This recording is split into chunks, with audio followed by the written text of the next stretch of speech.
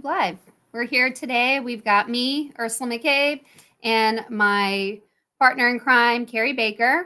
Welcome, everyone. Very excited to get in and get some of these questions answered for you. You ready, Kerry? Let's do it. Ready. All right. All right. I submitted a disability claim for diabetes type 1 on November of 2023. I was thinking that is one claim and I should have one exam and one DBQ. I have been to multiple exams. The first one was for type 1 diabetes, but the others have been for. Is there more to it? Oh, I guess it's in the orange part. Diabetes complications, no secondaries submitted. I logged into my VA account today and saw that 9 DBQs have been submitted today. This is my first claim and curious how so many DBQs can be submitted for one straightforward disability. Well, I think it's actually good that they did go ahead and schedule you for all of the other DBQs. So when you file a claim for something like diabetes and there are other conditions that stem from that diabetes, when VA goes to develop the claim, they may see that there's neuropathies, there's retinopathies, there's nephropathies that are all related to that diabetes, and then go ahead and schedule exams for those so that they could get an accurate rating for the diabetes. So while you may just get service connected for diabetes at 10%, 20%, you will also get service connected for those other conditions that come from it. It's actually a good thing that they're developing and getting those other DBQs because that means that you're likely going to get a better rating than if they just don't. And it also means that they're developing your claim and that your diabetes claim actually has some merit that they're going forth and doing additional DBQs. Kerry, do you have anything to add?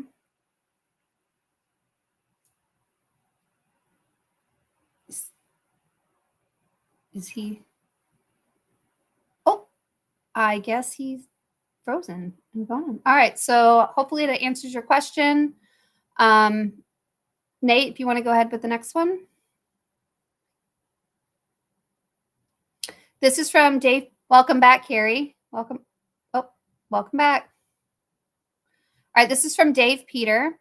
I was stationed in Thailand and was exposed to Agent Orange, but we were also exposed to evening fogging and insecticides to kill mosquitoes. Has VA ever looked into long-term effects of this exposure? Kerry, are you back? I think so. Can you hear me? Yeah, I can hear you. Okay. I don't know what happened there. My internet slowed down and then you froze. I don't know if it was on my end or where. So I changed a couple of things. Hopefully that'll fix it. All right, so we've got this You already question read here this one? I'm sorry. from. Yeah, I've read it, and I think it's a really good one for you to answer. So I'm going to read it out to you again. I was stationed in Thailand and was exposed to Agent Orange, but we were also exposed to evening fogging and insecticides to kill mosquitoes. Has the VA ever looked into the long-term effects of this exposure?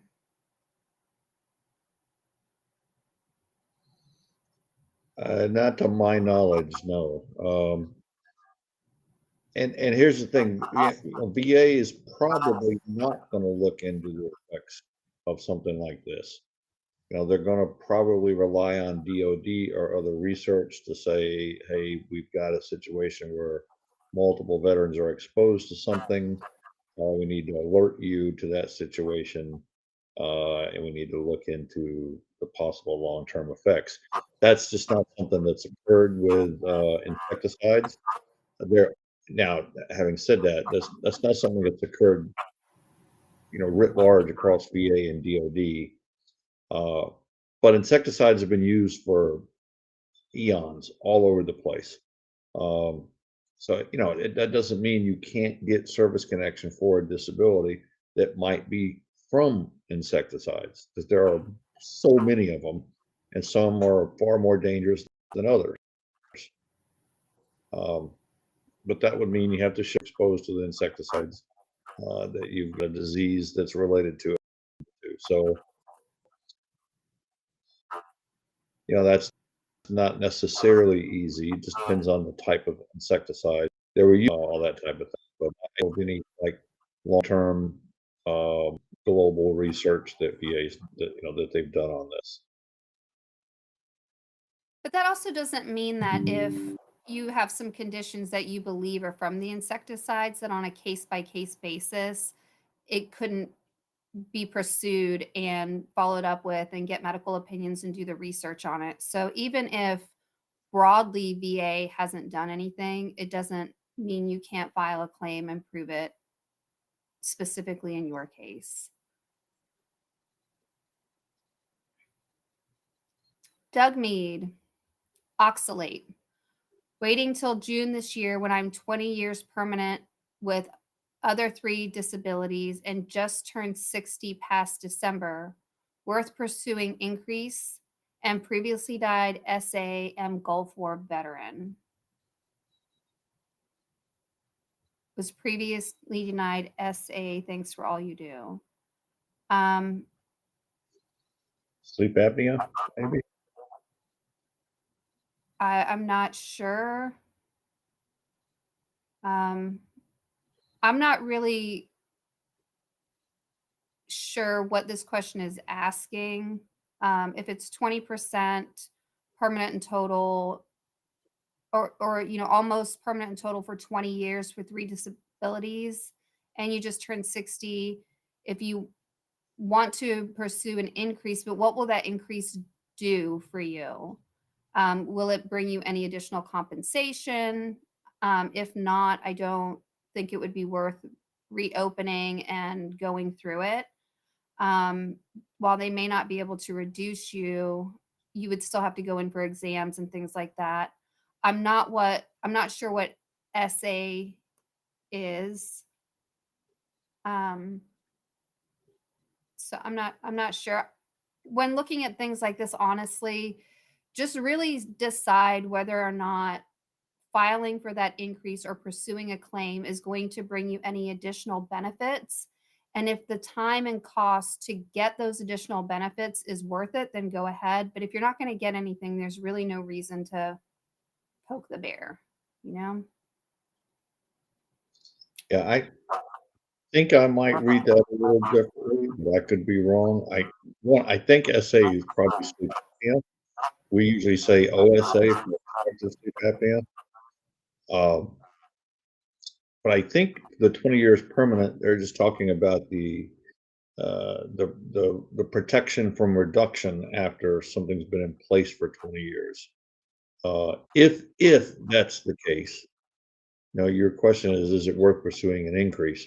Well, that's where we have a big unknown there because we don't know what you're service connected for, what you're rated at it, and if it would be worth it. If you're 100%, it may not be, as Ursula said. If you're 20, 30, 40%, and you're just waiting for 20 years to go by, so they can't reduce you, that it's not a bad plan as long as you're close to that number. And the fact that you just turned 60 doesn't have anything to do with whether they can reduce you or not. Some people believe that it does. It does not. But once you reach 20 years at a certain level of disability for a specific disability, in other words, say you have 3, they've all been rated the same thing for 20 years, none of them can be reduced. If one of them has been rated the same thing for 20 years, but the other 2 have not, then the other 2 could be reduced. The one that's been there for 20 years cannot be. But again, that's about, I'm still kind of guessing there to some extent. Beyond that, I don't think I could add anything other than what Ursula said. All right, Nate, ready?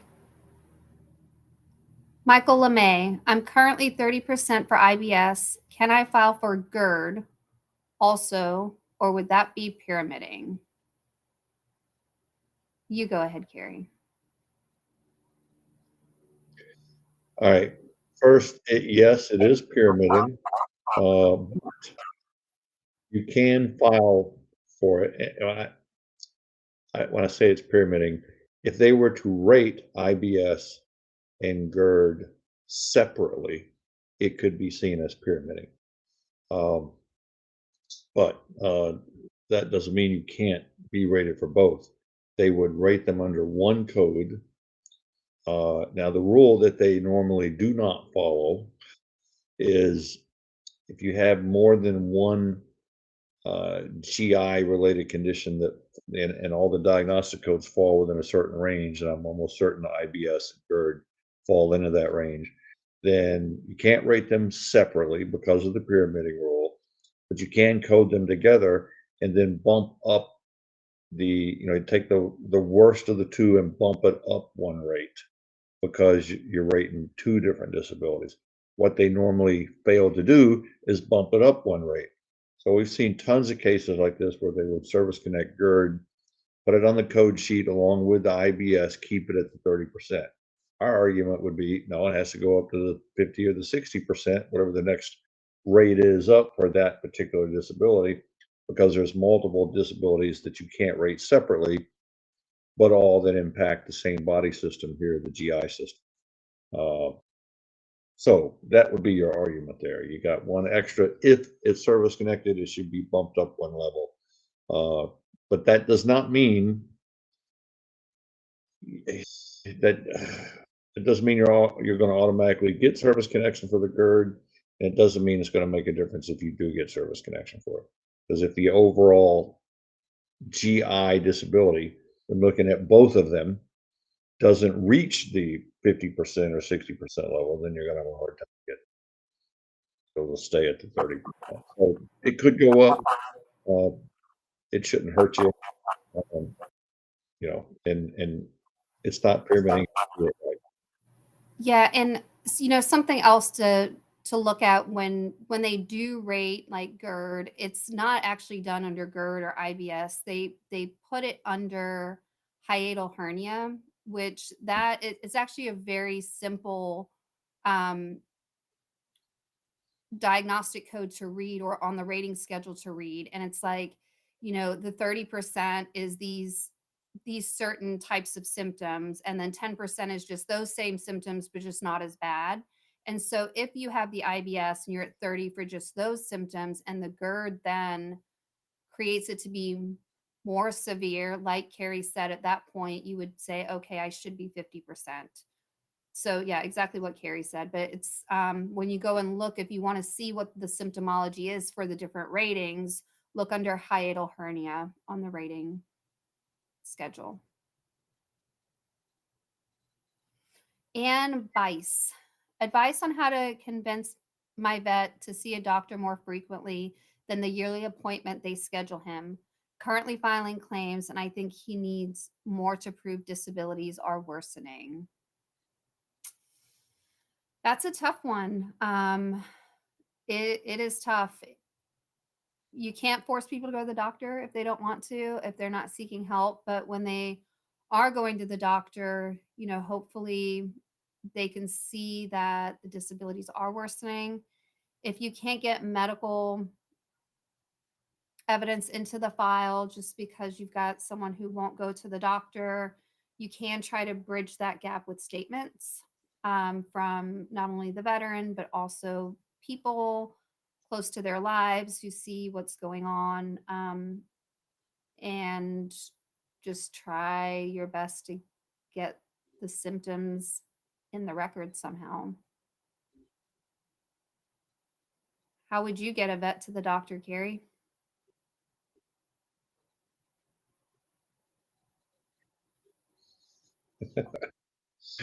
Well, I am a vet, and I probably don't go to the doctor.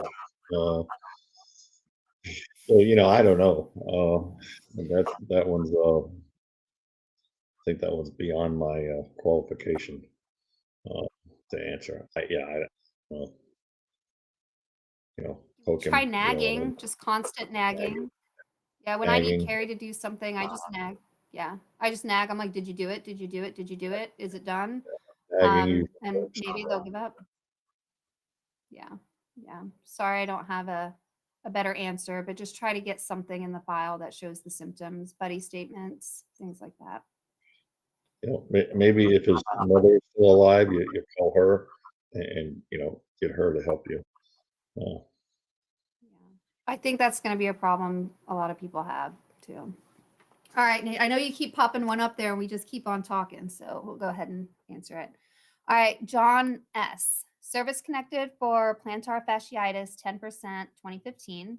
In 2023, I claimed 5279. I'm not even going to try to say that because I'm going to mess it up. Morton's clawfoot, bilateral progressive osteoarthritis.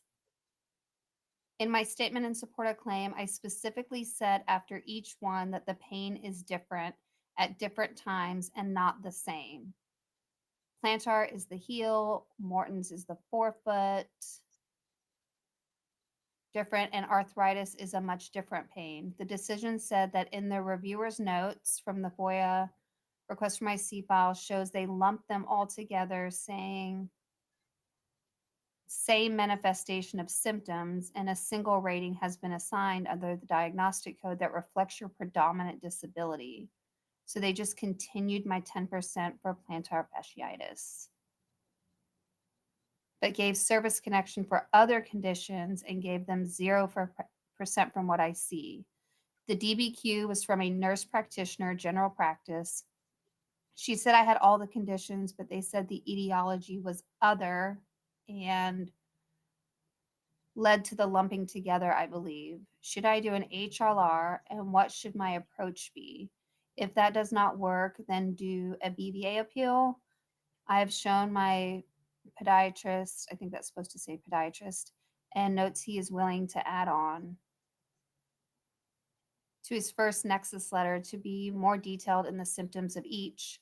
But then that is new evidence, so I will have to go to appeal if higher level review does not agree with me, right?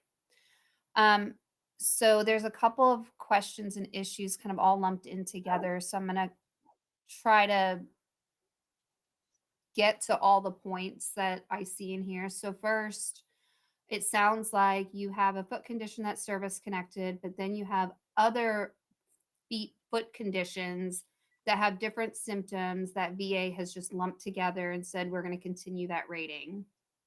So that sounds like the first issue. So I am not 100% sure on the ratings for the feet. I know the pes planus and plantar fasciitis do have their own like rating code based on certain symptomology. The other ones I'm not sure about. Kerry, do you know anything about? I mean, the arthritis should be under its own diagnostic code because that is clearly not plantar fasciitis, and it would affect different parts. I mean, one's bone, one's tendons. So I feel like that one should most certainly be separated out. But what about the other foot ones? Do you know? I'm not sure. It can get a little complicated with the feet. One thing I took from the question, the way it was written, is that John is expecting to get separate ratings for each condition. Now, with the feet, that's probably not going to happen, not with every single diagnosis. I can guarantee you that. Although that doesn't mean some of those conditions couldn't be rated separately. Some very well might. To answer which ones, it would take some digging into the rating schedule, looking at the diagnostic codes, looking at the place on each foot where different things are taking place and see what overlaps and does not overlap. So you're going to get into somewhat of a legal argument there as to what can be rated together. At the same time, you've got other diagnostic codes, especially concerning the feet, that allow you to rate, like other foot conditions under one code that would compensate for all of those things. And that's really a matter of arguing the the most advantageous way to rate the case for your specific circumstance. And so, for example, you may have mild issues in each of those diagnostic areas that you were listing off, and you may have to walk with a cane, you walk with a limp, can't walk very long. That's going to be rated a certain way under possibly multiple codes. Or you could have something so severe that you are in a wheelchair, your feet so painful you can't stand up on them, you can't bear weight on them due to all those conditions. That's something there that could be rated under one code, potentially for something like loss of use of the whole foot. There's no one answer that we can provide on a question like this. That's something now I can tell you this from what it sounds like. If you had all those other conditions, they added it to your current rating, just keeping you at 10%. Yeah, they definitely lowballed it. And I would think there's certainly arguments there that you could bring that would look at all of the various codes. Because sometimes when you have multiple things like that, you're almost unlimited in which codes you can argue is most applicable to your case in order to get the highest rating. Sometimes there are very express codes that apply to that specific condition that is definitely what that condition is. You can't use any other code. But with the foot, when you're talking about, especially when you're talking about multiple parts of the foot, it can get a little, it's not so cut and dry sometimes, but it sounds like you're underrated. Yeah. And then the second part of the question kind of seemed like what would be a good strategy as far as appealing, like what lane do I go into, what do I do? And your first suggestion was, take a higher level review. I think that if that's the route you want to go and you can't put any more evidence in, it might be a good place to talk about like what Kerry said, just kind of saying, each one of these has different symptomology. And I think that I should be rated higher and these need to be separated out, and let the decision review officer get in there and figure that out. And if you get denied, from that point, you could get a nexus letter from your doctor, and not necessarily a nexus letter if they've service connected you and lumped it all together.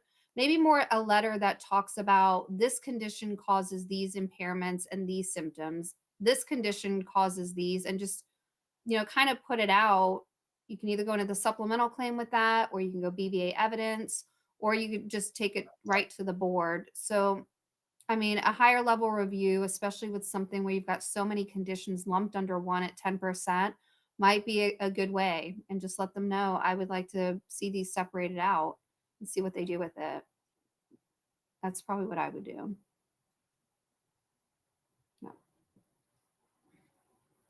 B Chand. I hope is it Chand or Chand? We'll go Chand. We'll go Chand.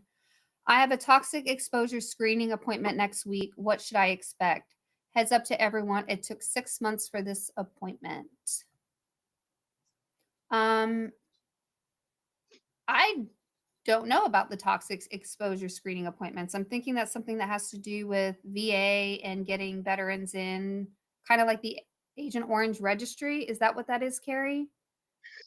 Sort of. The PACT Act created this mechanism somehow in VA that anyone could, the way it's written in PACT Act is literally anyone can show up in any VA medical center and request a toxic exposure screening. Literally. So obviously VA had to administer that somehow. So I'm sure they come up with something that clearly takes 6 months to get the appointment now. But here's the rub, and I apologize. We don't know what it looks like. This is clearly, or purely, I should say, a healthcare issue when you're going in for the screening at a VA medical center, and it's not got to do anything with the claim. So it's like getting a physical. They're gonna, and what all they do in it, I don't know. If you file a claim for things, you're gonna get something similar, but it's gonna be a VA exam for compensation purposes. It's not technically physical. Um, so so we don't know what that looks like exactly. But Yeah. I would suggest, if you can, get back on here and tell us once you're finished, because we're just not sure. And I just want to really quickly say, like, don't have this toxic exposure screening at the VHA be confused with getting a TARA, which is a toxic exposure risk assessment that is done for your VA claims. You're not going to be asked to show up for an appointment for your VA claims if they're trying to figure out if you were involved in some kind of toxic exposure through the military. So while they're very similarly named, they're not the same thing and probably serve two different purposes. One's probably, yeah. Let us know. I'm curious. I sometimes don't get to know what happens on the health side for things like this that my veterans have to go through, and I'd like to know so I can tell them if they ever ask me. Right. Catherine McDaniel, please tell me where on the chart does aid and attendance fall? Received 913, but I don't understand how that was figured. Is it SMCR or what SMC is it? All right. So aid and attendance is a certain type of SMC. I'm going to try to take this, Kerry, because I'm learning so much because you're teaching me. All right. So Go the for it.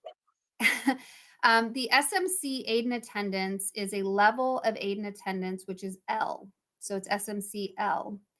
It is when you need the help of someone else to take care of your daily living, or you need supervision, getting yourself dressed, things like that. Um, the 913 would usually, or the amount of money for L would be, I don't know how, it's probably about $913 a month. There's a chart that you can look at that tells you the actual pay rates for the different kinds of SMC. It is on the VA website. So you can go in and go to SMCL, which is the aid and attendance, and see what that pay rate is. It's normally given in addition to the regular compensation. So it's a benefit paid above and beyond your regular VA compensation for benefits. Um, and they figure that amount of money based on what level of SMC you are. Like I said, L is aid and attendance. SMCR is one of the more severe or most severe types of SMC you can get. I'm going to let Kerry get into the specifics of it, but I know that that one is paid at a much higher rate than just the L or the aid and attendance. It's much higher up on the list. So, Kerry, please jump in here because that's about all I got. Okay. First, let me clarify something. And Ursula said it right, but I know people will misinterpret it because I get the question all the time. It's like, why aren't they paying me the extra payment for my SMC? Um, uh, if you're at 100%, you're getting about $3,000 a month, and that's not the exact figure, so bear with me there. And if you're getting, aid and attendance, you get $4,000 a month. You're not going to get a check for $3,000 for the 100%, and then a check for $4,000 for the aid and attendance. You're going to get one check for $4,000. Okay, so this is not paid separately from your VA comp. Now, first thing, Catherine, I'm going to assume you're a surviving spouse, and I apologize if I'm wrong on that. If you're the veteran, uh, the reason I say that is the 913 figure. Um, that sounds to me like pension, uh, maybe at the aid and attendance rate. Um, and if that's the case, then you're in a different playing field altogether than R1, R2, SMCL, because there is pension and there's compensation. Pension can be paid at the aid and attendance rate uh, to a veteran or a veteran's widow. Okay, so if what you are getting is $913 a month uh, uh, from VA, then I have to say, whether you're a widow or a veteran, you're probably getting pension. Because one, DIC, which is not for pension, is for service-connected deaths, is more than $913 a month. Uh, and if you're a veteran, A&A is definitely more than $913 a month. So I have a feeling you might be getting pension. If I'm wrong, please chime in and correct me. If that's the case, then that's all separate from the rest of your question. Is it SMCR or what SMC is it? Well, it would be SMC based on aid and attendance for pension purposes. Well, let's just take that, set that aside. That's what I say. I think is probably what you're getting. Let's get into regular aid and attendance for compensation for a veteran. SMCL, like Ursula said, is aid and attendance. There's also L and a half and M and a half and N and a half, O, R1 and R2. Those are all different levels of SMC based on different losses of function of different body parts, sometimes all mixed in together. And L is just one of the, it's certainly not the highest, it's certainly not the lowest, it's kind of close, to the middle, sort of. But we can't get into a class on SMC, it would take too long. But I think you're probably getting stuff confused with the compensation rates and the pension rates. That's what I'm thinking. And if you're getting pension, then there's no set rate for pension unless you have no income whatsoever. Then you're going to get the maximum rate based on aid and attendance. If you have income and you're submitting medical expenses, then what you get back in pension is going to be different, possibly every year, which makes it really hard to answer. I'm sure I'm confused the hell out of you with all of that. No, yeah, I think you cleared it up. You made it a little more clear. Nate, real quick, I want to answer a question that I saw on the side here from Egbert Stone, just because it's such a quick, easy question. And I think that a lot of people might have this question, so I just want to answer it. It says, if I put in a claim to VA and get approved a certain amount, how would that affect my Social Security disability amount? So it doesn't. They're completely separate things. One is your disability and one is your VA compensation. So they don't offset. There's not going to be any kind of look at those things. The only time the Social Security amounts actually do come into play is when we're dealing with TDIU and you're making over a certain amount of money. And they tell Social Security about that. But in this case, if you have Social Security disability and you file a claim for VA and you end up being approved at 100% for VA purposes, you're entitled to both Social Security and VA with no offset. Okay. Zor Ahmed. Nazir A, I have 30% colitis and still suffering with IBS and stomach problems for more than 40 years, still getting medication from VA hospital. Can I increase disability? Is that just the end? Okay. If it warrants a higher rating, you can most certainly file a claim for it. Yeah, I say file a claim. You got 40 years.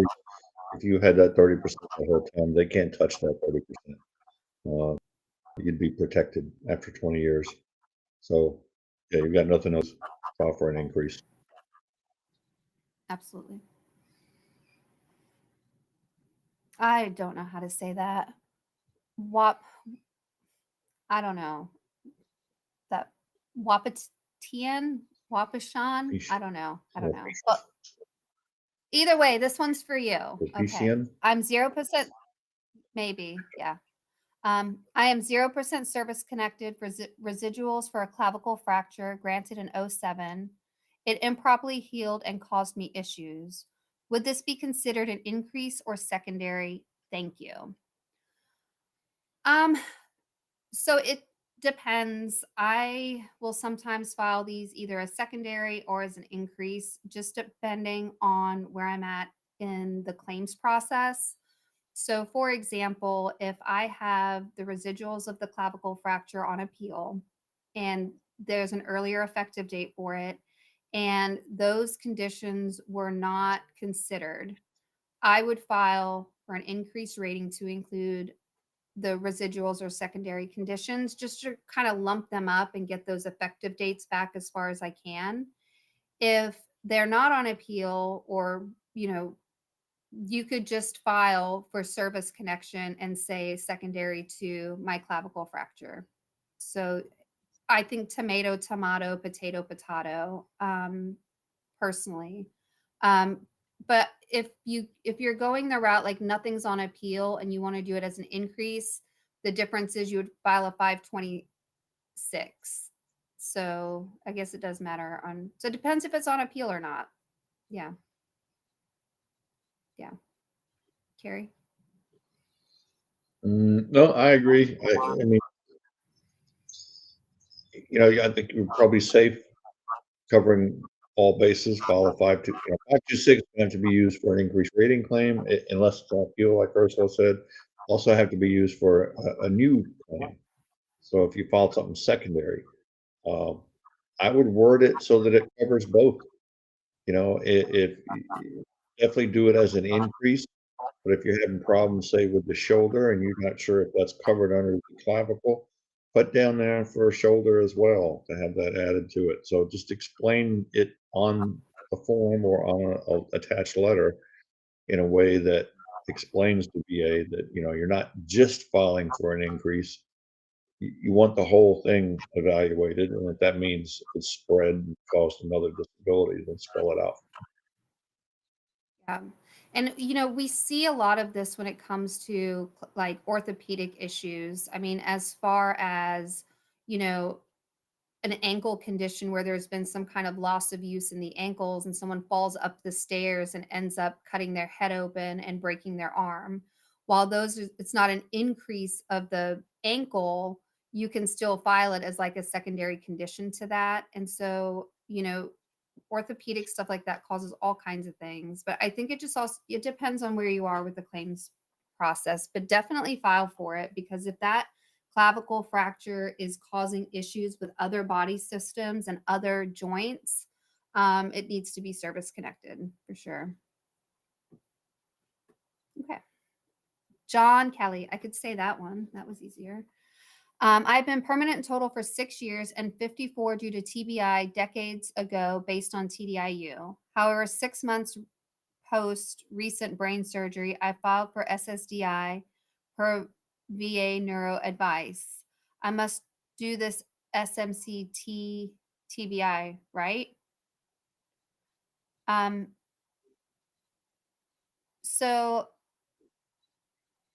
if you are already service connected for TBI and you're 100%, um, and you file for SSDI, you may get granted over there for that. The issue of SMCT is a little different. So it kind of goes into the conversation of you're more than 100%.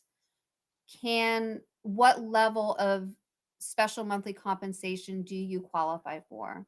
So, like Kerry said earlier, there's all these different letters which go to different levels of care and different levels of disability, and you're going to get compensated for that. SMCT is one that is specifically put aside for veterans with traumatic brain injuries that need the highest level of care. Um, I'm going to let Carrie get into the specifics of the SMCT, but if you're not getting any kind of SMC, at least file for that, because if you can't get SMCL for aid and attendance, you're not going to be able to qualify for SMCT. But Carrie, have at it. Have at it. This one's yours. This will get me in trouble. It usually does, because I'm probably going to upset some folks with TBI out there. SMCT, I've spoken on this a lot. I get questions on it probably weekly. We probably get intake cases weekly, where people who have a service-connected TBI want to get SMCT, and they don't qualify, and they're upset. I get it. Hard. It's so hard to qualify for SMCT. Let me, at least for those listening here, 'cause I'll explain again at some point, I'm sure. Let me get some background on SMCT. Right? SMCT was meant for people who had a TBI, a very severe TBI, to get the maximum rate of benefits, even though they couldn't statutorily qualify for those benefits. And what I mean is, take away T for a second. What is T? It pays at the R2 rate, right? There's R1 and R2, the two maximum rates. If you get to R1, leave it, unless it's very rare circumstances. You're probably not getting higher. R2 means you qualify for the R1 rate, which I can get into a little bit. But at the same time, you qualify it to an extent that if you weren't getting that rate, you would have to be institutionalized, like a nursing home or somewhere that can give you skilled care. And that's not just somebody changing a bedpan. That's where you need injections, where you need medical devices worked on. You need skilled nursing care to basically keep you alive. And so that's what SMCT was meant to cover. The reason people with TBI couldn't get to the R1 and R2 rates is because what R1 and R2 rates also required in order to get there. So let's look at it outside the context of SMCT. Let's just look at regular old disabilities. What does it take to get to R1? Well, generally, there's a couple of ways to do it, but 99% of the time, it takes you having two rates of L through N, right, which gets you to O, SMCO. If you're at SMCO and you need aid and attendance, regular aid and attendance, right, you go to R1. But why is it so hard for people with TBI to get there? Well, what does it take to get two rates between L and N? Well, L, the lowest one on that rung, is aid and attendance. So you need at least a disability or a set of disabilities that result in you needing aid and attendance from somebody else for the daily needs of living. That's one half of the equation. The next half of the equation is you need a completely another set of disabilities that also lead you to needing aid and attendance or some other higher level of SMC. Those levels of SMC are usually loss of use of extremities in more than one. Okay. So put that in context. What does it take to get two rates between L and O, and you being at O and be in the need of aid and attendance, right, to get to R1? Well, loss of use of both legs below the knee is L, equal to aid and attendance. Not easy to show, okay? Let's say you had that.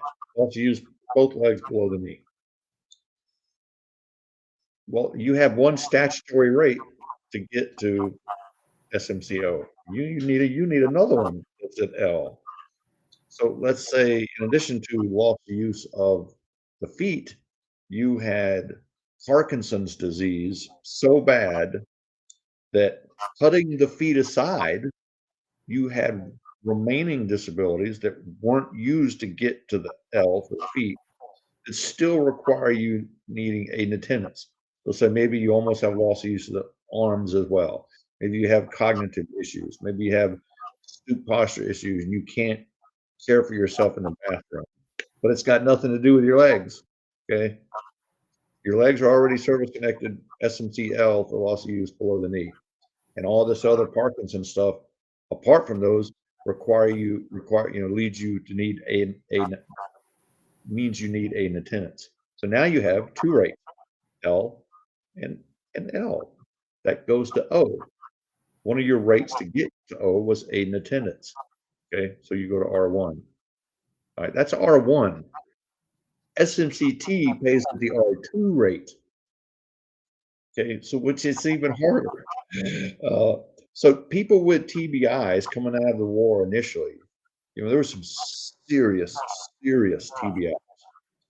People were half their heads blown off. Okay, yet they didn't have loss of use of multiple extremities that would get them SMC for loss of use. But maybe they had spastic loss of use. Their nervous system was damaged to the point where they could barely use their extremities, not very well. And then on top of that, maybe their cognitive decline was so bad, they were just too much of a danger to be left alone. And then on top of that, maybe they had incontinence problems. And I mean, you just stack them up. All right. And you need to be able to show you have a set of those disabilities that basically equate to R1 and R2 for lack, mostly. And that if you weren't getting that higher level of aid and attendance, you would need to be institutionalized via skilled nursing care. Okay? I know I'm saying a lot there. My point to all that is it's hard to get R1 and R2. Therefore, it's hard to get SMCT, maybe even harder. I've seen all of a dozen cases, maybe, of SMCT. They're hard to get. The last one I got, gentleman took a gunshot wound to the head. Square in the head. I don't know how he survived. He had multiple craniotomies. We're talking big indentions in his head. He was paralyzed on one side of his body and spastically paralyzed on the other side. And he had lots of other disabilities. And it took almost an act of Congress to get him SMCT, but we did. And that's far more severe than your average TBI. And I'm not knocking TBIs. Obviously, they can be extremely severe. But in order to get SMCT, they have to be. Right? And you're going to have multiple conditions that go along with it. Simply needing to be reminded of when to take your medicine, or needing to be reminded to go take a shower, or needing some help putting your shoes and socks on. That alone is not going to get you SMCT. So my advice here is don't be out there thinking just because you have a TBI, just because you're maybe 100% that you warrant SMCT and you go off filing for it, and then you wonder why you're all of a sudden getting reduced. Scrutinize it if you're going to file for it. Talk to somebody that knows how to scrutinize it. Approach it realistically and pragmatically. That you're asking the government to pay you $9,000 to $10,000 a month. They're not going to do that willy-nilly. So there's my. I knew it was going to be all that, and I knew you would be able to explain that much better than I would have. But I think the takeaway from that is if you need aid and attendance, or you need SMC, or you think you qualify, file for it. Don't specifically go out there and say, I need SMCT, because honestly, if you can say I need SMCT, you probably don't qualify for it. But VA has to. You just said something that's very important there. File for aid and attendance. Okay, regular aid and attendance. If you think you want SMCT, you first have to qualify for normal regular aid and attendance, which is SMCL. If you can't get there, you're not going to get to SMCT. So file for regular aid and attendance. See if you get that. That should be step number one. Yeah, for sure. And even if now, like if you go and you file for SMC and you get the aid and attendance at the L rate, even if right now you don't qualify for the skilled health, like nursing care, that doesn't mean down the line you don't qualify. Like you may qualify as you get older or whatever. So keep that in mind. The fact that you're service connected for the TBI, if you get to the point where you need such extreme care, it may be something that you could file for, but file for the SMC if you need the help for sure. Okay. Catherine McDaniel, once awarded 100% permanent total for PTSD, can it be taken away because you file for the disabilities? So yeah, VA can do whatever they want if you file for other claims.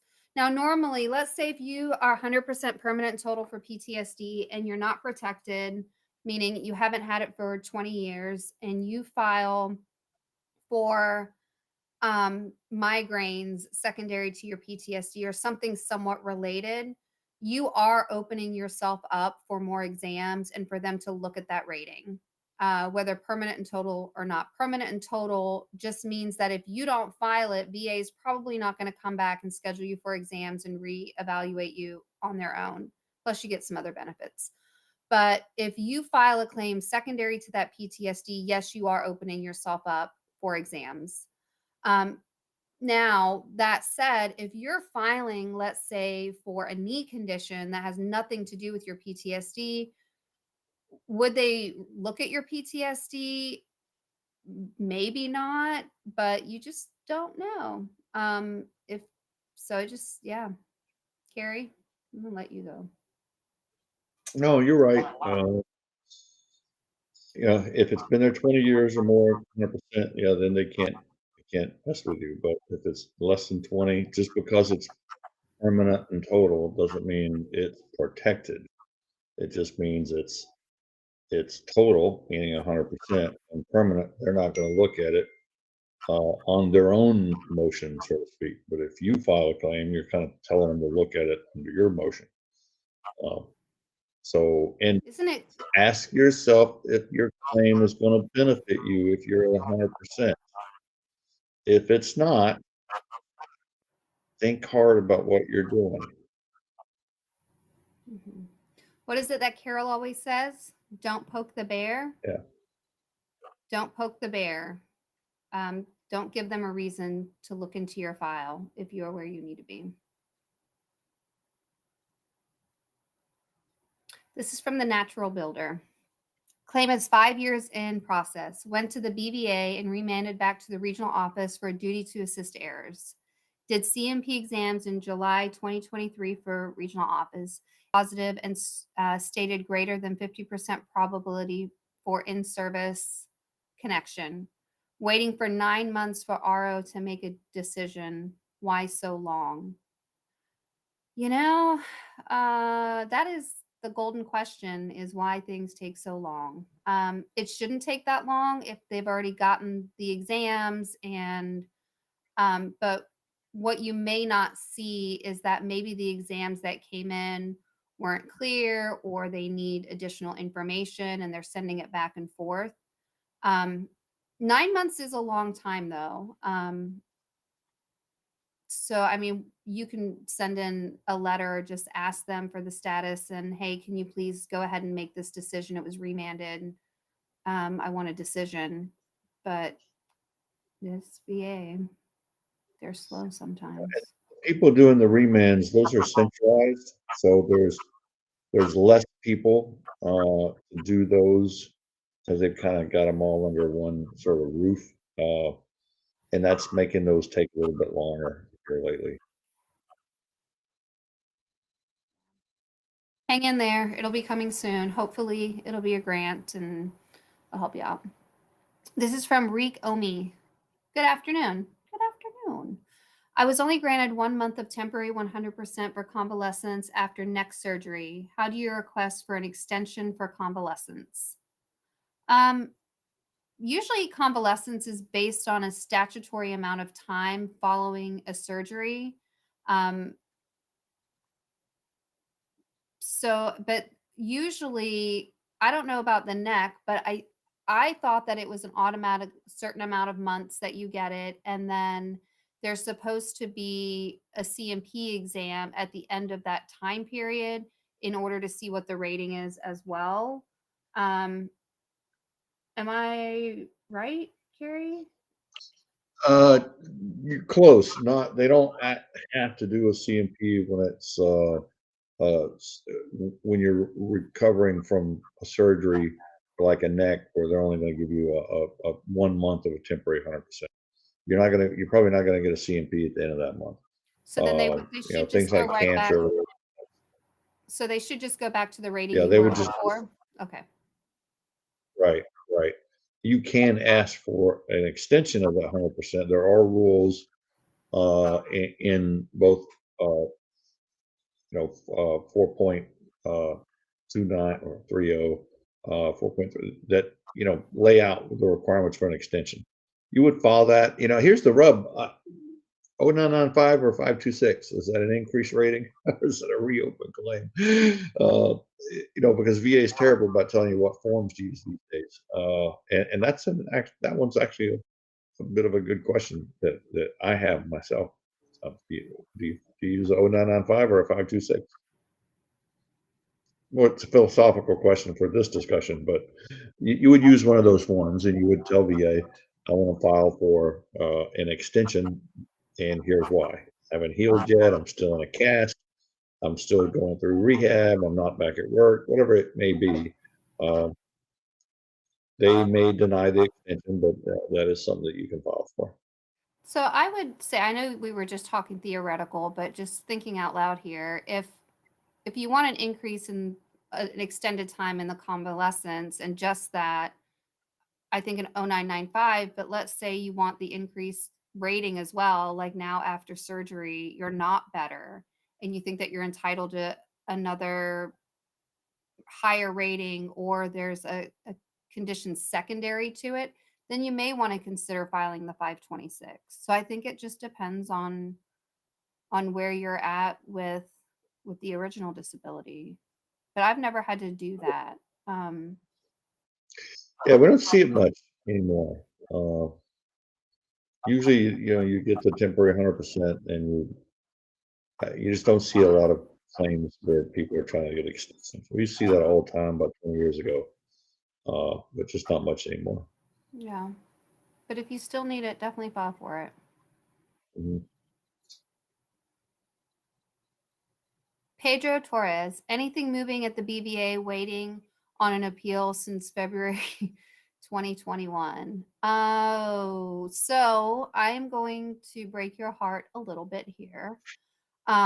So from what I understand, the way that things are moving at the board is they are first trying to get all of the legacy appeals taken care of. So those are the appeals that were started, even if it was just an original claim before before February of 2020. So, or 2019. So those are currently working. If you at any point opted into AMA, you are now on a different docket. We are not seeing a lot of AMA appeals being decided unless there is some kind of advancement on the docket for them, meaning homelessness, terminal illness, that type of thing. Um, it's years. It's 2021. We're now in 2024. You could be up for a decision soon, maybe not. We have no idea. There's really nothing that we're seeing that's saying, okay, it's 3 years. But don't get fooled by the BVA website. They're saying, oh, we're getting these done in 180 days. No, they're not. It's years. It's 3 years, 4 years waiting up there. And there's really nothing you can do unless there's a reason for you to file an advancement on the docket while you're up there. Sorry about the bad news. Well, guys, thank you so much. We'll be here next, maybe not us two, but someone will be here next week to talk to you guys, and have a wonderful week.